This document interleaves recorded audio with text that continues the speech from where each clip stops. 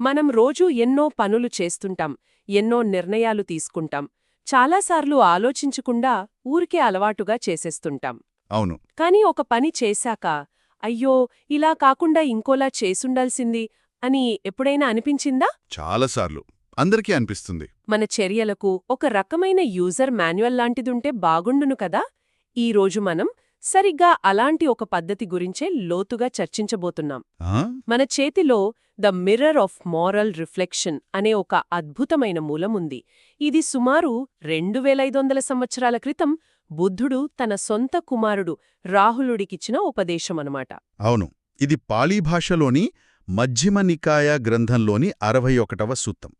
దీని పేరు అంబలత్తిక రాహులోవాద సుత్త. ఓహ్. దీని ప్రత్యేకతేంటంటే బుద్ధుడిక్కడ ఒక తండ్రిగా 7 ఏళ్ల బాలుడికి అర్థమయ్యేలా ఒక చాలా లోతైన నైతిక సూత్రాన్ని వివరిస్తున్నాడు. 7 ఏళ్ల బాలుడికా? అవును. నియమాల జాబితా ఇవ్వకుండా మనల్ని మనం ఎలా సరిదిద్దుకోవాలో నేర్పిస్తున్నాడు. ఈరోజు మన లక్ష్యం ఈ పురాతన జ్ఞానం ఇప్పటి మన ఫాస్ట్ పేస్డ్ జీవితానికి ఎలా ఉపయోగపడుతుందో చూడటం. మన వాట్సాప్ మెసేజ్లకు, ఆఫీస్ మీటింగ్లకు, మన సంబంధాలకు అన్నిటికీ. సరే, అయితే ఈ సంభాషణలోకి వెళ్దాం. ఇది చాలా మామూలు ప్రశ్నతో మొదలవుతుంది. చాలా సింపుల్గా. బుద్ధుడు రాహులుణ్ణడుగుతాడు, రాహులా, అద్దం దేనికి ఉపయోగపడుతుంది అని. దానికా బాలుడు మనల్ని మనం చూసుకోవడానికి, ప్రతిబింబం కోసం అని సమాధానమిస్తాడు. అంతే. ఎంత సరళమైన ప్రారంభమో. ఆ సరళతలోనే అసలు మ్యాజిక్ ఉంది. ఆ ఒక్క రూపకం అంటే అద్దం మొత్తం బోధనకి పునాది అనమాట. ఎలా?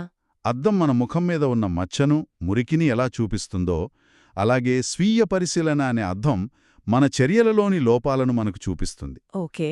శరీరం, మాట, మనసు ఈ మూడింటితో మనం ఏ పని చేసినా దాన్ని 1కి 10 సార్లు పరిశీలించుకున్న తర్వాతే చెయ్యాలని ఈ బోధన చెబుతుంది. అంటే మన చర్యలన్నిటికీ ఒక అంతర్గత క్వాలిటీ చెక్ లాంటిది అన్నమాట. సరిగ్గా. కానీ ఇక్కడే నాకొక సందేహం వస్తోంది. అద్దం నిజాయితీగా ఉన్నది ఉన్నట్టు చూపిస్తోంది, కాని మన మనస్సు అలాంటిది కాదే. మన మనస్సు చాలాసార్లు మనకు నచ్చినదాన్నే చూపిస్తుంది, మన తప్పులను కూడా సరైనవిగా సమర్థించుకుంటుంది. మరి మన మనస్సు అనే అద్దాన్ని మనం ఎలా నమ్మగలం? అది సరైన ప్రతిబింబాన్ని చూపిస్తోందని గ్యారంటీ ఏంటి? అద్భుతమైన ప్రశ్న. మీరు అసలు సమస్యనే పట్టుకున్నారు. మన మనస్సు పక్షపాతంతో నిండి ఉంటుంది. అవును. అందుకే బుద్ధుడు కేవలం అద్దంలా ఆలోచించు అని చెప్పి వదిలేలేదు. ఆ అద్దాన్ని ఎలా శుభ్రంగా ఉంచుకోవాలో, ఆ ప్రతిబింబాన్ని ఎలా నిష్పక్షపాతంగా విశ్లేషించుకోవాలో ఒక స్పష్టమైన 3 దశల ప్రక్రియనిచ్చాడు. ఓ, ఒక ప్రాసెస్ ఉందన్నమాట. అవును. దీన్ని మనం ఒక నైతిక భద్రతా వలయం అని పిలుచుకోవచ్చు.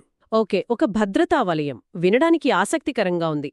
ఏమిటా 3 దశలు? మొదటి దశ చర్యకు ముందు. ఇది చాలా కీలకమైనది, ఎందుకంటే చాలా సమస్యలు ఇక్కడే మొదలవుతాయి. అంటే పని చెయ్యకముండేనా? అవును. ఒక పని చెయ్యాలనే ఆలోచన వచ్చినప్పుడు మనం వెంటనే ఆ పనిలోకి దూకేయకుండా ఒక్క క్షణం ఆగి ఈ ప్రశ్న వేసుకోవాలి. నేను ఇప్పుడు మాట ద్వారాగాని, చేత ద్వారాగాని చెయ్యాలనుకుంటున్న ఈ పని నాకు, ఇతరులకు లేదా ఇద్దరికీ హాని కలిగిస్తుందా? హాని కలిగిస్తుందా? అవును. దీని ఫలితంగా బాధ కలుగుతుందా? ఇది ఒక అకుశల కర్మ అవుతుందా అని ప్రశ్నించుకోవాలి. సరే, దీన్ని ఒక నిజజీవిత ఉదాహరణతో చూద్దాం. మన స్నేహితురాలు ఒక కొత్త డ్రెస్ వేసుకుని ఎలా ఉంది అని అడిగిందనుకోండి. మంచి ఉదాహరణ. అది మనకు అస్సలు నచ్చలేదు. ఇప్పుడు మన ముందు 2 దారులున్నాయి. నిజం చెప్పి వాళ్లను బాధపెట్టడం, లేదా ఒక చిన్న అబద్ధం చెప్పి వాళ్లను సంతోషపెట్టడం. ఈ మొదటి దశ ఫిల్టర్ని ఇక్కడెలా వాడాలి? చాలా మంచి ఉదాహరణ. ఇక్కడ ఈ పద్ధతి ఎంత సూక్ష్మంగా పనిచేస్తుందో తెలుస్తుంది. మీరు ఆలోచిస్తారు, నేను నిజం చెబితే నా స్నేహితురాలికి హాని కలుగుతుంది, అంటే బాధ కలుగుతుంది, అది అకుశలకర్మ కావచ్చు. ఓకే. మరోవైపు నేను అబద్ధం చెబితే తాత్కాలికంగా వాళ్లు సంతోషిస్తారు, హాని జరగదు. కాబట్టి ఈ మొదటి ఫిల్టర్ ప్రకారం ఆ చిన్న అబద్ధం చెప్పటం హానికరం కాదు, కాబట్టి ముందుకు వెళ్లవచ్చు. ఈ పద్ధతి నియమాల గురించి కాదు, కరుణ గురించి, హానిని నివారించటం గురించి చెప్తుంది. అంటే ఉద్దేశ్యం మరియు రాబోయే ఫలితం రెండింటినీ బేరేజు వేసుకోవాలన్నమాట. ఒకవేళ ఆ పని వల్ల హాని జరుగుతుందని మనకనిపిస్తే దాన్ని ఖచ్చితంగా చెయ్యకూడదు. సరే, ఇది మొదటి దశ. మరి రెండో దశ ఏంటి? రెండవ దశ చర్య చేస్తున్నప్పుడు. పని మధ్యలోనా? అవును, ఇది ఇంకాస్త కష్టమైనది. ఎందుకంటే ఇది రియల్ టైం అవేర్నెస్. అంటే పని మొదలుపెట్టేశాం, కానీ మధ్యలో కూడా మనల్ని మనం గమనించుకుంటూ ఉండాలి. నేను ఇప్పుడు చేస్తున్న పని వల్ల ఎవరికైనా హాని కలుగుతోందా అని ప్రశ్నించుకోవాలి. ఇది వినటానికి బాగుంది కానీ ఆచరణలో చాలా కష్టం గదా. ఒక ఆఫీస్ మీటింగ్లో వాడివేడిగా వాదిస్తున్నప్పుడు మధ్యలో ఆగి నేను చేస్తున్నది కరెక్టేనా అని ఆలోచించటం, అది సాధ్యమేనా? ఆ ప్రవాహంలో కొట్టుకుపోతాం కదా. మీరు చెప్పింది నిజమే, ఇది దాదాపు అసాధ్యమనిపిస్తుంది. కాని ఇక్కడ ఉద్దేశం ప్రతిసారీ విజయం సాధించడం కాదు, ప్రయత్నించడం. ప్రయత్నించడమా? అవును, ఇది కారు నడపడం లాంటిది. మనం డ్రైవింగ్ మొదలుపెట్టే ముందు రూట్ ప్లాన్ చేసుకుంటాం, అది మొదటి దశ. రైట్. కాని డ్రైవ్ చేస్తున్నప్పుడు మన కళ్ళు రోడ్డు మీదే ఉంటాయి, చేతులు స్టీరింగ్ మీదుంటాయి. ట్రాఫిక్ను బట్టి స్పీడ్ తగ్గిస్తాం, అవసరమైతే బ్రేక్ వేస్తాం. అలాగే సంభాషణ మధ్యలో మన స్వరం పెరుగుతోందని, అవతలివారు నొచ్చుకుంటున్నారని గమనించినప్పుడు అప్పుడు ఒక్క క్షణం ఆగి మన టోన్ మార్చడమే ఈ రెండవ దశ. ఆ గమనింపే సాధన. వెంటనే ఆపేయలేకపోయినా ఓ నేను దారి తప్పుతున్నాను అని గుర్తించడమే ఒక పెద్ద విజయం. అర్థమైంది. అంటే ఇది పర్ఫెక్షన్ గురించి కాదు, అవేర్నెస్ గురించి. మనం దారి తప్పుతున్నామని గుర్తించినప్పుడు వెంటనే ఆ పనిని ఆపేయాలి. ఒకవేళ అంతా సవ్యంగానే ఉంటే కొనసాగించవచ్చు. ఇక ఆఖరిది మూడవ దశ. ఇది పనైపోయిన తర్వాత అనుకుంటా. అవును, ఇది తప్పుల నుండి నేర్చుకునే దశ. పని పూర్తయ్యాక మళ్ళీ అద్దంలో చూసుకోవాలి. నేను చేసిన పనివల్ల నిజంగా ఎవరికైనా హాని కలిగిందా, దాని ఫలితాలు బాధాకరంగా ఉన్నాయా అని. సరే. ఒకవేళ అవును, నేను తప్పు చేశాను, నా మాటల వల్ల అవతలివారు బాధపడ్డారు అని గుర్తిస్తే దాని మనస్సులో దాచుకుని మదనపడకూడదు. మరి ఏం చేయాలి? ఆ తప్పును ఒక గురువు దగ్గర లేదా ఒక జ్ఞాని అయిన స్నేహితుడు అంటే కళ్యాణమిత్ర ముందు ఒప్పుకోవాలి. ఇది చాలా ముఖ్యమైన విషయం. వేరే వాళ్ళకి చెప్పాలా? అవును, ఆ తప్పును వివరించి భవిష్యత్తులో అలాంటి పొరపాటు పునరావృతం కాకుండా నిగ్రహం పాటిస్తానని మాట ఇవ్వాలి. ఒక్క నిమిషం. తప్పును మనలో మనం సమీక్షించుకుంటే సరిపోదా? వేరే వాళ్ళకెందుకు చెప్పాలి? చాలామందికి తమ తప్పులను ఒప్పుకోవడం చాలా కష్టంగా, అవమానంగా అనిపిస్తుంది. దీని వెనుక ఉన్న ఉద్దేశ్యమేమిటి? దీని వెనుక చాలా లోతైన సైకాలజీ ఉంది. తప్పులు, అపరాధ భావనలు రహస్యంగా ఉన్నప్పుడు మరింత శక్తివంతంగా మారతాయి. అవి మనల్ని లోపలి నుండే తినేస్తాయి. నిజమే.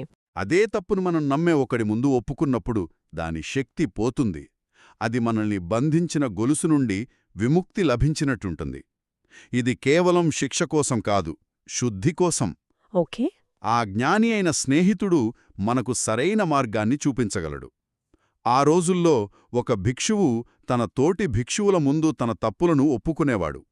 ఇది వ్యక్తిగత అహంకారాన్ని తగ్గించి వినయాన్ని, జవాబుదారీతనాన్ని పెంచుతుంది. అంటే నైతిక ఎదుగుదల అనేది ఒంటరి ప్రయాణం కాదు, దానికి ఒక సంఘం, ఒక నమ్మకమైన స్నేహితుడు అవసరం అని ఈ బోధన చెబుతోంది. ఇది చాలా ఆధునికంగా అనిపిస్తోంది. అవును.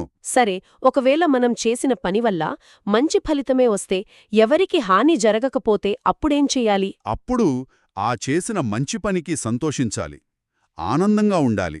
ఆ సంతృప్తి మనల్ని మరిన్ని మంచి పనులు చేసేలా ప్రోత్సహిస్తుంది. అంటే మంచి పనిని కూడా గుర్తించాలన్నమాట. తప్పకుండా. మూలంలో పగలు రాత్రి మంచి స్థితులలో శిక్షణ పొందుతూ ఉండాలి అని ఉంటుంది. అంటే మంచి చేసినందుకు గర్వపడటంలో తప్పులేదు, కాని అక్కడతో ఆగిపోకూడదు. దాన్ని స్ఫూర్తిగా తీసుకుని నిరంతరం మనల్ని మనం మెరుగుపరుచుకుంటూనే ఉండాలి. దీన్ని బట్టి చూస్తే ఈ మొత్తం పద్ధతిలో ఒక చర్య మంచిదా లేదా చెడ్డదా అని నిర్ణయించేది ఏది? అది ఒక పవిత్ర గ్రంథమో ఒక నియమమో కాదు, దాని ఫలితం మాత్రమే. అంతే. ఒక చర్య హాని కలిగిస్తే అది అకుశలం, హాని కలిగించకపోతే అది కుశలం. అంతేనా? ఖచ్చితంగా. ఇక్కడ నైతికతకు కొలమానం చాలా ఆచరణాత్మకంగా, అనుభవపూర్వకంగా ఉంది. 10 ఆజ్ఞలు లాగా ఇవి చెయ్యొద్దు అనే జాబితా ఇవ్వడం లేదు. బదులుగా ఒక పనిముట్టాన్ని ఇచ్చి దీన్ని వాడి నీకు నువ్వే ఏది మంచో ఏది చెడో తెలుసుకో అని చెబుతోంది. దృష్టి అంతా కర్మ యొక్క ఫలితం మీదే ఉంది. అవును. ఇక్కడే నాకు ఇంకో పెద్ద ప్రశ్న వస్తోంది. ఈ రోజుల్లో చాలాసార్లు ఉద్దేశ్యానికి ఫలితానికి మధ్య సంబంధం ఉండటం లేదు. చెప్పండి. ఉదాహరణకు, ఒక పెద్ద కంపెనీ పర్యావరణాన్ని నాశనం చేస్తుంది. కానీ పబ్లిసిటీ కోసం ఒక ఆస్పత్రికి పెద్ద విరాళం ఇస్తోంది. ఓకే. ఇక్కడ ఫలితం మంచిదే కదా. ఆ, ఆ డబ్బుతో ఎంతోమందికి వైద్యం అందుతోంది. అంటే ఈ చర్య కుశల కర్మ కిందకే వస్తుందా? ఆ. ఆ కంపెనీ సీఈఓ ఈ 3 దశల ఫిల్టర్ని వాడితే నేను చేసే పని వల్ల హాని కలగడం లేదు, మంచి జరుగుతోంది అని తనని తాను సమర్థించుకోవచ్చు కదా. ఇది ఈ బోధన యొక్క పరిమితులను, దాని లోతును ఒకేసారి బయటపెట్టే ప్రశ్న. మీరు చెప్పినట్టు కేవలం ఈ సుత్తంలోని ఫ్రేమ్వర్క్ని మాత్రమే తీసుకుంటే ఆ విరాళమనే చర్య యొక్క తక్షణ ఫలితం సుఖవంతంగా ఉంది. అవును. కాబట్టి అది కుశల కర్మ అనిపించవచ్చు.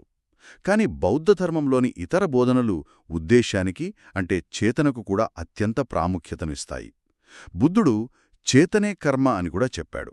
అంటే ఉద్దేశమే కర్మ. ఉద్దేశమే కర్మనా? అంటే ఆ కంపెనీ సీఈఓ ఉద్దేశం స్వార్థపూరితమైనది, కీర్తి కోసం. కాబట్టి ఆ ఉద్దేశమే ఒక ప్రత్యేకమైన కర్మగా మారి దానికి తగిన ఫలితాన్ని ఇస్తుందన్నమాట. సరిగ్గా. ఈ రాహులోవాద సుత్తాలనేది ఒక ప్రాథమిక ఆచరణాత్మక సాధనం. ఇది మన బాహ్య చర్యలను శుద్ధి చేసుకోవడానికి సహాయపడుతుంది. ఓకే. కాని మనం పరిణితి చెందుతున్న కొద్దీ మన అద్దం మరింత స్పష్టంగా మారుతుంది. అప్పుడు కేవలం చర్యల ఫలితాలనే కాకుండా వాటి వెనుక ఉన్న సూక్ష్మమైన ఉద్దేశాలను కూడా చూడగలుగుతాం. ఆ సీఈఓ యొక్క స్వార్థపూరిత ఉద్దేశం, ఆ అత్యాశ దీర్ఘకాలంలో తనకు, తన కంపెనీకి వేరే రకమైన బాధాకరమైన ఫలితాలనిస్తాయి. కాబట్టి చర్య ఒకటైతే దాని వెనుక ఉన్న ఉద్దేశం మరొక పొర. రెండింటినీ పరిశీలించుకోవాలి. కాబట్టి ఈ మొత్తం విశ్లేషణ నుండి మన రోజువారీ జీవితానికి కొన్ని కీలకమైన పాఠాలు స్పష్టంగా కనిపిస్తున్నాయి. మొదటిది జవాబుదారీతనం. అవును, అకౌంటబిలిటీ. మన తప్పులకు మనమే బాధ్యులం, వాటిని దాచకూడదు, ఒప్పుకోవాలి. రెండోది ఈ ప్రయాయంలో మనకు నమ్మకమైన స్నేహితులు లేదా మార్గదర్శకులు అవసరం. కమ్యూనిటీ యొక్క ప్రాముఖ్యత. అవును, ఒంటరిగా మనల్ని మనం మోసం చేసుకోవడం సులభం. మూడవది ఇది నిరంతర అభివృద్ధి. నైతికత అనేది ఒక గమ్యం కాదు, రోజూ చేసే సాధన. అవును, ఆ 3 పాఠాలో ఈ బోధన యొక్క సారం. ఇది మనల్ని బాధితులుగా కాకుండా మన జీవితానికి యజమానులుగా చేస్తుంది. ఆ మాట బాగుంది. మన చర్యలకు, మాటలకు మనమే బాధ్యత తీసుకున్నప్పుడు మన జీవితాన్ని మనకు నచ్చిన విధంగా మలుచుకునే శక్తి మన చేతుల్లోకొస్తుంది. కాబట్టి బుద్ధుడి అద్దం రూపకమనేది కేవలం ఒక పాత కథ కాదు. అది మన చర్యలను, మన ఉద్దేశ్యాలను శుద్ధి చేసుకోవడానికి ఒక టైమ్లెస్ టూల్కిట్. ఖచ్చితంగా.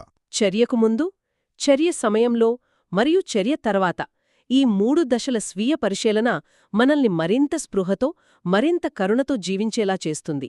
మనం పంపే ప్రతి ఈమెయిల్, మనం చేసే ప్రతి ఫోన్ కాల్, మనం పెట్టే ప్రతి సోషల్ మీడియా పోస్ట్కి దీన్ని అన్వయించుకోవచ్చు.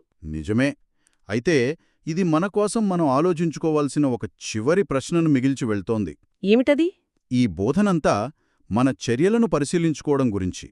కాని మన చుట్టూ ఉన్న ప్రపంచంలో ఎవరైనా హానికరమైన పనులు చేస్తున్నప్పుడు మనం ఎలా స్పందించాలి? మంచి ప్రశ్న. ఒకరు మనల్ని గాని ఇతరులను గాని మాటలతో బాధ పెడుతున్నప్పుడు ఈ స్వీయ పరిశీలన సూత్రం మనకు ఎలా సహాయపడుతుంది? మనం కేవలం మన చర్యలను మాత్రమే అద్దంలో చూసుకుంటే సరిపోతుందా? లేక కొన్నిసార్లు మన అద్దాన్ని ఇతరుల వైపు కూడా తిప్పి వాస్తవాన్ని చూపించాల్సిన బాధ్యత మనకుందా? ఈ స్వీయ శుద్ధికి, సామాజిక బాధ్యతకు మధ్య ఉన్న సమతుల్యత ఏమిటి? దీని గురించి ఆలోచించడం మన నైతిక అవగాహనను మరింత విస్తృతం చేస్తుంది.